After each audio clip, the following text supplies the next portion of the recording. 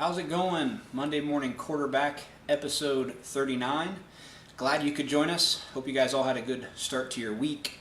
We're flat out here with the short week, being off Thursday and Friday for Thanksgiving, giving the guys a chance to spend some time with their family and recharge their batteries. And then I'm off to Vegas on Tuesday for the Winter Nationals, big quarter midget race we go to out at the Orleans.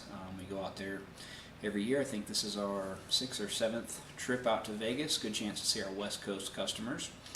And then right when I get back, we have PRI. So that kind of leads us into tonight's topic and what will be our topic again next week. And it's something that we've been talking about a little bit the last few episodes leading in. We've spent a fair bit of time putting this episode together. We've talked to several people in the industry, either on the marketing side, businesses that are manufacturers in this industry, or businesses that spend money in this industry with marketing, team owners, etc. So we got a lot of good content. We've basically broken this down into two segments, and how we're going to tackle this is, tonight we're going to talk about why it's important to build a personal brand and how you're going to add value to these businesses that are going to spend money with you, and whether that's through product support or monetary support. Next week, we're going to go into the nuts and bolts and how you put together a sponsor deck, how you approach these companies, again, whether it's a company you're seeking product support from or monetary support. And the reason we broke it down into two segments is there's really a lot to cover. So tonight, the main things we're going to cover are these 4 items, being social media, how you're doing the right things on social media, how you have a proper presentation on social media, and in other aspects of your race team. Once you've met some of these people, we're going to tell you how you approach these companies next week, but once you've met some, building on that network. And then winning versus professionalism, and how businesses value that. I actually had a marketing company reach out to me this weekend and ask, why are you going to give away all this content for free? And it was really simple for me. I have no greater passion in life outside of my family from racing.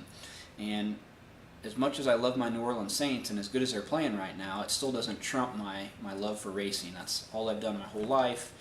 And the one thing that's always bothered me about racing is, unlike stick and ball sports, your talent can only take you so far.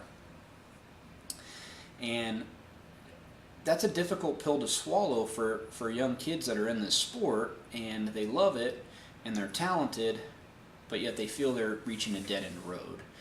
It's not necessarily a dead-end road, and if I felt it was, I wouldn't be wasting my time doing this video cast, podcast, whatever you want to call it. History's proven that people have made it to the top level of this sport with no family money. And recent history is Christopher Bell and Chase Briscoe. I know both of those young men very well. Neither of them come from family money, but they did several things right. They were successful on the track. They took full advantage of every opportunity they got. They busted their butts. They kept their nose clean. And they were good kids. So I know it can be done, and that's why I wanted to share my insight with 20 plus years in this business, and my colleagues and friends who are also heavily entrenched in this business, about some things you can do to help your chances. It's not easy. It's a really tough row to hoe, but it can be done if it's something that you're passionate about and you really want to do. Again, these are the things we're going to talk about and cover tonight.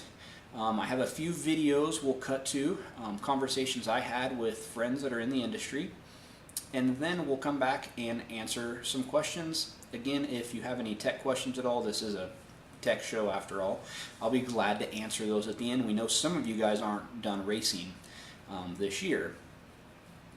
So the first one we're going to go to is a video with Chris Wheeler, who is the motorsports director at Bell Helmets. We did a video at his place a few months ago, actually probably a month ago, and so we did this conversation at the same time. So we didn't have our best audio equipment then, so I'll caution you, turn the volume up when we cut to this and you'll be able to hear it. I apologize for the audio, but he has some really good nuggets and he touches on several of our topics. We'll start with that, and then I'll break down each of them, and then we have another video at the end that goes over the last topic on our list, and then we'll answer questions. So we hope this brings some added value to you guys as the season's winding down and you're trying to put together all the pieces to have a stronger team in 2019. So here we go. We're going to cut to this video with Chris Wheeler from Bell Helmets, who has been in this business his whole life. He's a spotter for Sebastian Bourdais. His dad is a longtime spotter for Scott Dixon, so he knows the ins and outs of this business and has some good insight for you guys. The questions we get a lot is product sponsorships, right? This time of year, season's ending, people are wanting to line up their deals for next year, and it's not as easy as just giving a guy a set of shocks or giving a guy a helmet. They have to add value in order for it to make business sense, right? If we just gave product away, we wouldn't be here next year to help our customers. So tell us a couple of things you guys look for at Bell and how a racer adds value where you would even consider giving them any type of product discount. Now, one of the key things is on approach. If you're going to approach and tell me how amazing your kid is and how amazing you guys are, but you're working on developing this and but you're working on developing that, or you come in really hot and heavy and you say, yeah, you know, I need to get 3 helmets for my kid next year, blah, blah, it's usually a turn off instantly. One of the more gentle approaches that we really are open to is when you walk up and say, how can we become a part of your program, right? Just ask the question if there's even interest. It's when you assume that your kid's already the greatest thing in the world, it tends to kind of make people shy away from you. Sure. Social media is massive. Logo presence. If you look everywhere from our go-kart kids all the way up to our IndyCar, you're going to see logo placement in the same spot. There's a reason it's there. And that is so everybody out there at home is seeing that they're actually wearing the Bell helmet and they're actually advertising it. So being able to take your social media, and I understand that kids these days, they want to post photos with their buddies and have fun things. Have a racing account. Have your own thing dedicated to your partners. That's really big. It's really hard to justify that you're sending an ROI on Instagram when the picture before it was the cat drinking out of the toilet and the next one was cookies at grandma's. It's enjoyable, it's life, I get it, but it's also business. And at this point, if you're at that point where you're looking for those product sponsorships to start off at that young age of a career, you really need to be focused on what is important. The next side of it is don't shy away from a discount. A lot of us in the industry are going to start any relationship with a smaller discount, and that's a trial period. That is just to see if you're actually going to engage back and if you're actually going to coordinate and talk to our social media people and our digital staffing team, because these guys, that's all they do. We have a full office here at Bell that's focused solely on digital content and social media. Sure. And so they're constantly in communication with our athletes, and we consider an athlete everybody that has a discount up, right? So those relationships start at that young age, but they start at that grassroots, that basic discount level. And hey, if you're winning races and you're a good person and you're active, chances are I'm going to up it, and I'll keep upping it until we get to even a better place. Another part that a lot of people tend to kind of look at me like I'm, telling them that their dog's missing, is that when I tell them that winning isn't everything. I tell people all the time, I would rather sponsor a kid that runs third every week, but is a good person, who treats his competitors with respect, who gets good grades, and who doesn't cause scenes. But it's not just also about the kid. When you're talking about youth, you got to talk about the parents. And so I can have a great kid, but their dad can talk about how everybody cheats and steals and lies and complain about the sport, and that's what it comes down to. You have to support the industry that we're in. You've got to be positive. It's racing. Stuff's going to happen. People are going to get away with things. People are going to crash. It is what it is. Yeah.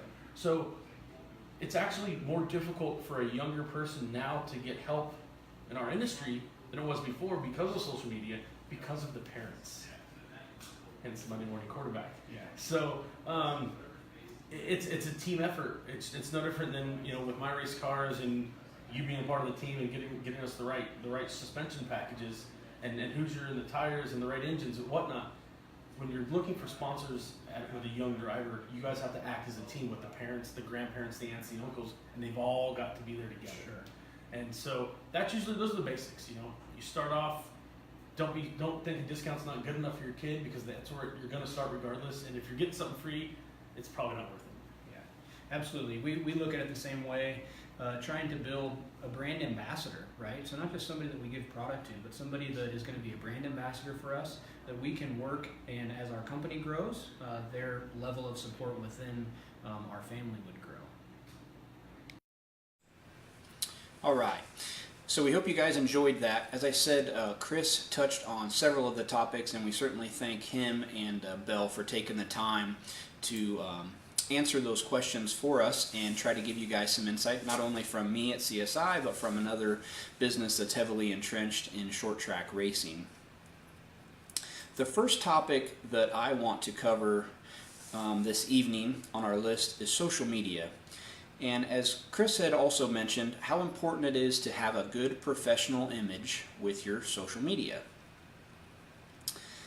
I think it's very important to separate your personal life and your personal page from your racing page and your racing or team business account.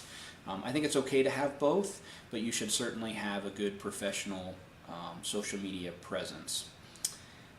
The days of being able to put someone's logo on your driving suit and race car and that being sufficient are long gone. There's way too many metrics for these companies to be able to measure their marketing dollars, how they're getting value for that. And that's why all of this brand building and social media is so important. You might get lucky and meet a guy who just loves you and is willing to write a check, and he doesn't care what the return on his investment is, but that's kind of like Willy Wonka getting the golden ticket. There's a lot better way to go about it, and a lot more efficient way to go about it. The thing that I would challenge is to find 2 of the big 4 social media platforms that you have the best following, and that the businesses you're trying to attract are spending their marketing dollars and where they have their eyeballs. And what I mean by that is, if you provide a bunch of content for Snapchat, but the business you're trying to attract isn't on Snapchat, you're probably wasting your time. So currently in November 2018, the big 4 is Facebook, Instagram, Twitter, Snapchat. That's always changing. I don't think you need to be on all of them, but you need to pick 2 of them that best suits your needs and the businesses you're trying to attract. Once you identify those 2, you need to be very consistent with your posting. If that's every week, that's fine. If it's 4 or 5 times a week, even better. But you need to be consistent. I see too often guys will have a 2-month window where they don't post. Maybe results aren't great, for whatever reason. You need to be consistent with your posting. The other thing is to identify what you're best at. If getting on screen here and talking to you guys isn't what you're good at, that's fine. You don't have to do it. The beauty of social media in 2018 is there's many platforms to spread the word. So if you're not good at video, you could do a podcast, which is audio. You could do a blog, writing. If you're good at graphics and photos, maybe Instagram stories is where you should be spending your time. But find out what you're good at, what you're comfortable with. If you're not good with video, I'm cool with that. I personally don't think I'm good at it, although I've gotten better 39 episodes in. So I would encourage you to practice and try to get better at that. Again, nobody said this was going to be easy. It's a highly competitive trying to find these marketing dollars, and I would be willing to bet it's going to be harder to do this than it is to win the biggest race you've ever won. However, if you're willing to put in the time, I really believe you can do it. The next thing we're going to talk about is presentation. And this one's very important, and probably the most important we're going to talk about. Because any company that's going to spend their marketing dollars on you, whether that's through product support or writing you a check, you're an extension of their company, and you're a direct reflection of their brand. If you have a sloppy presentation, you're getting in fights at the track, or your crew's getting in fights, you're getting disqualified from events, the list goes on and on. You get the point. Businesses are going to be much less likely to consider you, and as I stressed earlier, it's highly competitive. Finding marketing dollars and product sponsorship is going to be very difficult. It doesn't cost money to have a good presentation, be a good person, help people at the track. That goes a long, long way. The next thing that we're going to touch on is networking. And so next week, as we dive into the nuts and bolts and how you should approach these businesses, how you should have your proper marketing deck to provide these companies, once we've shown you next week how to start to build those relationships and contacts, it's going to be very important to stay in communication with these guys and remain consistent in your communication. If a business said no initially, that doesn't mean no forever. So stay in contact with those folks. Let them know you're still digging, you're still grinding, you're still interested in partnering with them and bringing value to them. And that goes a long way. Make them regret that initial decision, because any good businessman is not going to say no if they feel there's a good or high chance for a return on their investment. And by you continuing that communication and building on that network, you have a much better chance. You're going to be in front of more eyeballs. And it's not out of the question for that business to say, we don't feel you're a good fit for us now, but hey, I have a buddy who has XYZ business, and once you reach out to him, tell him I said to call. So the more you can build on that network, the better. And the last topic we're going to talk about tonight is how these businesses value winning versus professionalism. And I've talked to about a half dozen people as I've been putting this together. They all express the same values of this. And so the video that we're going to show tonight is a video I did with a friend of mine, Ryan Herget, from the Herget Real Estate Group. And he's a local business who has invested his own dollars in the motorsports industry, and he's seen good return on that. And so he's going to go over some things that he's valued through helping other teams.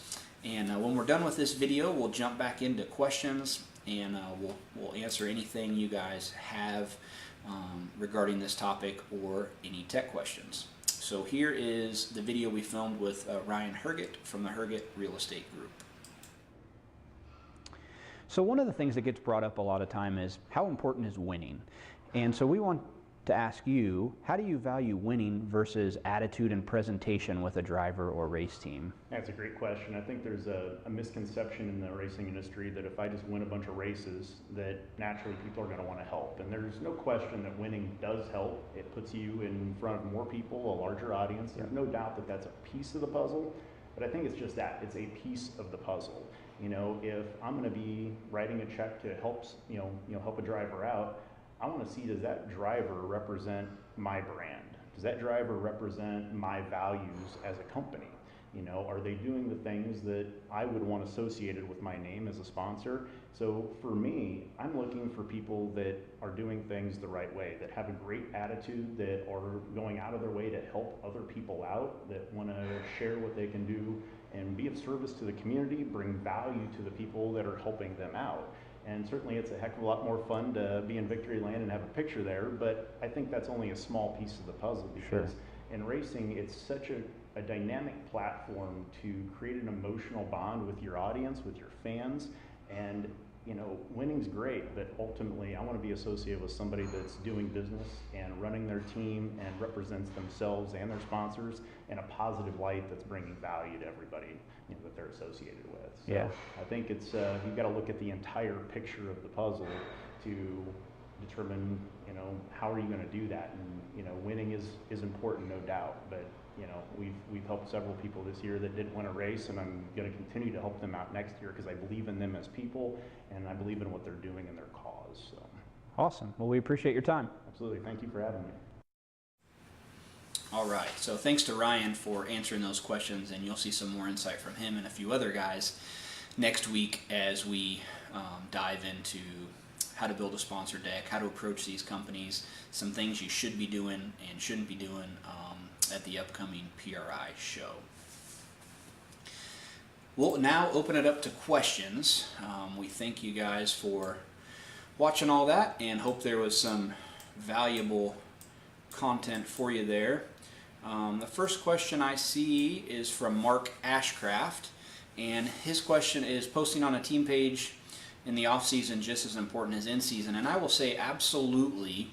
These businesses are doing business 365 days a year, so their sales don't stop when the race season stops, so your contacts shouldn't stop. So yeah, you should be posting all the time, and you'll have to come up with creative ways to keep your social media audience interacted when you don't have race results or highlight reels,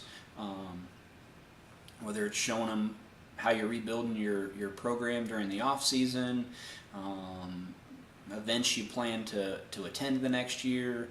That's for you guys to decide how you're best going to keep your audience engaged, but I do think it's very, very important. Hi, Andy Mitchell, who is watching. Anybody else that's tuned in, do you have questions pertaining this topic? And again, please tune in again next week as we have some more videos from people in the industry. I think we'll have just as much good info for you next week. So second shift, they've had better results approaching a business, asking what you can do for them first versus asking what they can do for you. And that is a very good point that second shift made there, and something we're going to cover next week for sure, because we've heard that same thing from several businesses, and how your initial approach should be and how it can be a turnoff if your approach is the wrong way. And as they say, you only get one chance at a first impression, and Chris from Bell's touched on that a little bit as well. So while we're waiting for some more questions, I would be remiss if I didn't mention that this week is our annual super sale. It's going on Thanksgiving Day through Monday. For the most part, this is a cyber sale because we're actually closed Thursday through Sunday. But Monday you can call in or come in the store and get the same deals that we have on the website, or you can order them anytime. So some really good deals. Everything's discounted store-wide, and this is kind of our customer give back appreciation. We do it every year, and this is the only time of year that we have a sale of this magnitude, or really a sale at all. So be sure to jump on that. Lots of opportunities to get some goodies for Christmas, etc. We have some new zip-up hoodies and some new youth t-shirts that we've added to the lineup that'll get posted to the page in the next day or so, and those will be on sale even though they're new. So everything goes on sale next week. Let's see what questions we have here. Computer doesn't want to scroll. What's the biggest mistake you see made over the years? Stephen, the biggest mistake I see made personally is two things I'll touch on. One, people will just send you an email out of the blue, and they'll say, we love your product, we love your company, can you come on board with us? And then when you start to look at their packet, they're in a market that we're not even in necessarily, so they didn't do their research on us. They don't know anything about us. They don't know that we don't have anything to offer in that particular category. So that's a mistake. You really should know and do your research on these companies before you approach them. Again, something we'll cover next week, the proper approach. Another mistake I see, and this really isn't so much of a fault, but I see a lot of these marketing companies, and they still do these long drawn-out race recaps, and you get them in your email inbox every week. I probably get 40 to 50 of them a week, and I bet I don't open more than one or two of them. And the one or two I open is because it's a race I hadn't happened to see the results for. The open rate on those is ridiculously low. People's inboxes get filled with so much junk. That's not the best approach anymore. So I would discourage that. I think there's a much more positive way and ways you'll get better results than doing those email blasts. Rick, you have a Facebook page that covers Matthews Racing as well as baseball, too personal. Rick, I don't think so. I think if you got some young kids, it's good to show the diversity that they're in and that they're active in other sports. I don't think that's too personal at all. I actually think that is nice. Casey, what software are we using for video editing? So for the live stream here, we're using this free software called OBS Studio that a couple of our Monday Morning Quarterback listeners recommended. As far as video editing, I've only done one little video edit. We were promoting the Bell helmets episode, and I used another free software called Lightworks. So I'm not a video editor by any means, but this OBS software for the streaming works pretty good. I typically create any of our graphics in Canva because it's easy to use, and again, I'm not a graphic designer, so that the little text things tonight were done in Canva. So, Mike, talk about race team appearance, car graphics, upkeep, nice car crew appearance at the races. So, Mike, all of those things are very good. Having a nice, clean race car, the team outfitted in crew shirts, etc. I don't think that is the most important thing, but that doesn't help. Most of the time businesses do like to be associated with guys who have a professional look. I think that's maybe more geared towards guys that are looking for a monetary sponsorship for somebody kind of outside of the industry. For me personally, I would be more apt, and I think most of the industry people would agree, to help somebody who maybe doesn't have the fancy crew shirts and the fancy graphics, but he's doing a good job at the track. He's helping his competitors. He's active on social media and helping people and recommending the products that he uses. I think that's more important than the fancy graphics and the crew shirt, although that certainly does help.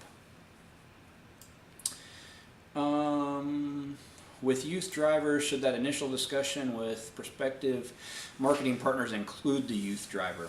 It really depends on the age. I don't think the kid is going to add much value until they can really speak for themselves at a pretty good level, which I see most of that. Kids 13, 14 years old, I think that's when they should initially be making this discussion. If they're younger than that, I think the parents just need to be able to convey what they're trying to do and show their sponsorship deck. Certainly good to have the kid there and shake the kid's hand, but I don't think they should conduct the conversation or do most of the talking until they reach that 13, 14-year-old age.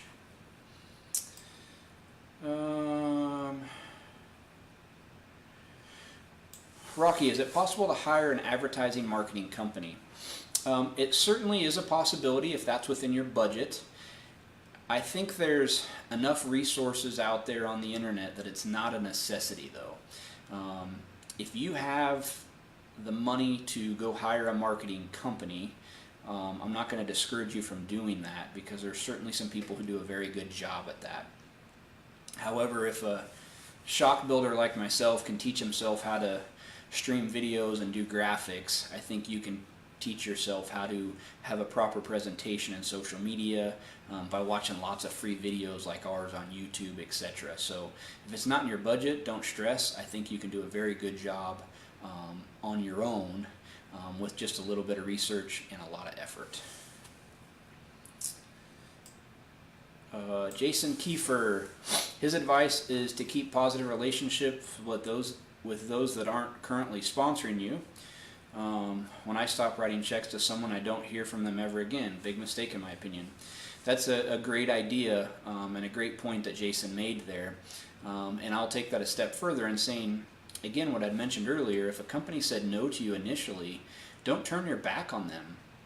They might have said no for a number of different reasons, but I think it's your job to prove them wrong and that they made a mistake in saying no, and keep them in contact with what you're doing, that you're digging and you're working hard and you still want to be part of them, and you're probably not going to get no forever if you're doing a good job. Second shift here made a comment about some season-ending gifts, and that's a nice touch.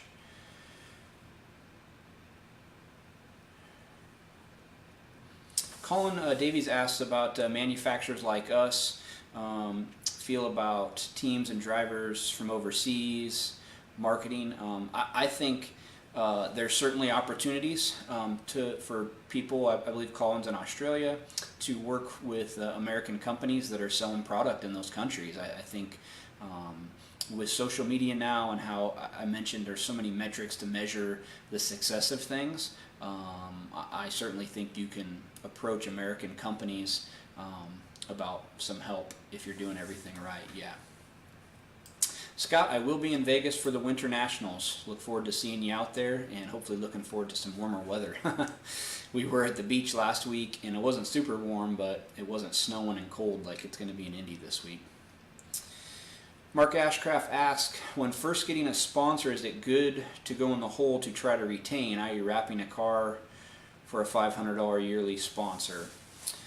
You're going to have to make a personal judgment on that and what you value. So if the guy's strictly writing you a check for $250 and you're going to spend $500 to wrap the car, I'd say probably not.